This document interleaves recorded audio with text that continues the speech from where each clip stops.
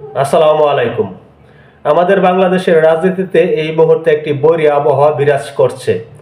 একদল আরেক দলকে ভয়ভীতি দেখাচ্ছে, অন্তর্বর্তী সরকার বিএনপিকে ভয় দেখাচ্ছে এবং বিএনপির পক্ষ থেকে অন্তর্বর্তী সরকারকেও কিন্তু ভয় প্রদর্শন করার চেষ্টা করা হচ্ছে।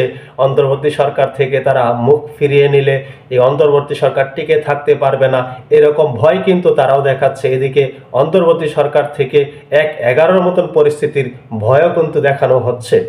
এই নিয়ে এই কথা বললেন বিএনপির যুগ্ম মহাসচিব রুহুল কবির রিজভী। তিনি বলেছেন, ১/১১ ভয় দেখিয়ে সমর্থন নিতে চায় সরকার। বিএনপির সিনিয়র যুগ্ম মহাসচিব রুহুল কবির রিজভী বলেছেন, ১/১১ ভয় দেখিয়ে সমর্থন নিতে চায় অন্তর্বর্তী সরকার, কিন্তু ভয় দেখিয়ে লাভ হবে না। সরকারের চালচলন দেখে মনে হয় এরাই ১/১১ সরকারের ছায়া। ১/১১ সরকারের কথা কিন্তু ইদানিং খুব শোনা যাচ্ছে।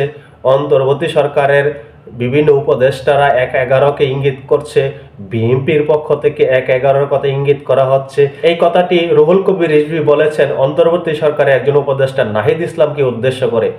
নাহিদ ইসলাম কিন্তু একটি বিস্ফোরক মন্তব্য করেছিল, বলেছিল বিএনপি চায় ১/১১ মতন পরিস্থিতির সৃষ্টি হোক, কিন্তু বিএনপির পক্ষ থেকে কিন্তু বলা হয় ১/১১ সবচেয়ে বেশি ক্ষতিগ্রস্ত এই বিএনপি কিন্তু ১/১১ সময় যে পরিস্থিতি মোকাবেলা করেছে, বিএনপির পক্ষ থেকে বলা হচ্ছে আমরা নয়, এই অন্তর্বর্তী সরকার চাচ্ছে একটি ১/১১ আবার বাংলাদেশে সংগঠিত হোক।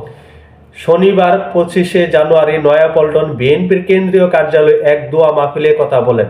এই দোয়া মাহফিলটি ছিল আরাফাত রহমান কুকুর মৃত্যুবার্ষিকীকে কেন্দ্র করে লড়াই সংগ্রাম করে বিএনপিটিকে রয়েছে উল্লেখ করে রিজভী বলেন, বিএনপি ভাবমূর্তি নষ্ট করতে ইচ্ছে করে প্রোপাগান্ডা ছড়াচ্ছে একটি গোষ্ঠী।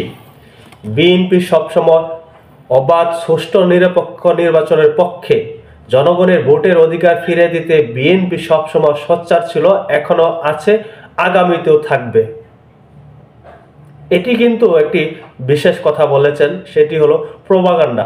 আমাদের বাংলাদেশে এরকম প্রোপাগান্ডা কিন্তু প্রায়শই আমরা দেখি। এক দলকে পরাস্ত করার জন্য, রাজনৈতিক স্বার্থ উদ্ধার করার জন্য বিশেষ কোনো একটি গোষ্ঠী বা বিরোধী দল যারা থাকে, বিরোধী মতাদর্শের যারা থাকে, তারা কিন্তু বিভিন্ন রকম প্রোপাগান্ডাও ছড়িয়ে থাকে। এই বিষয়টি কিন্তু রুহুল কবির রিজভী উল্লেখ করেছেন। কোনো একটি গোষ্ঠী আমাদের ভাবমূর্তি নষ্ট করার জন্য এরকম মিথ্যাচার করে যাচ্ছেন।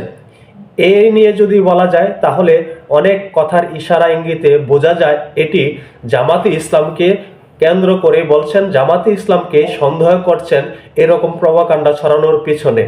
এবং অন্তর্বর্তী সরকারের যে সকল ছাত্র উপদেষ্টা রয়েছেন এবং সমন্বয়ক যারা রয়েছেন তাদেরকে উদ্দেশ্য করে এই কথাটা বলেছেন বলে আমার ধারণা। কারণ এই মুহূর্তে ছাত্র সমন্বয়ক, অন্তর্বর্তী সরকার এবং জামাতে ইসলাম, এই তিনটা পক্ষকে এক পক্ষ ধরা হচ্ছে আর বিপরীত পক্ষ ধরা হচ্ছে বিএনপিকে।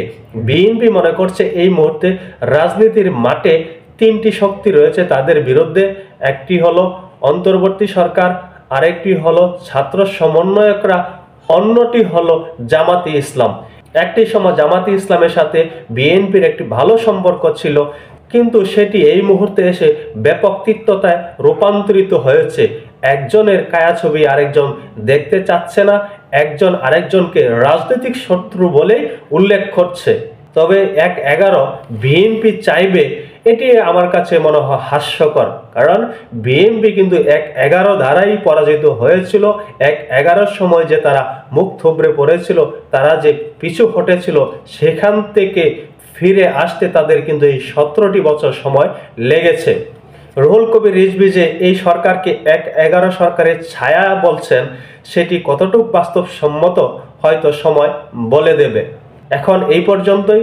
সকলে ভালো থাকবেন। আল্লাহ হাফেজ।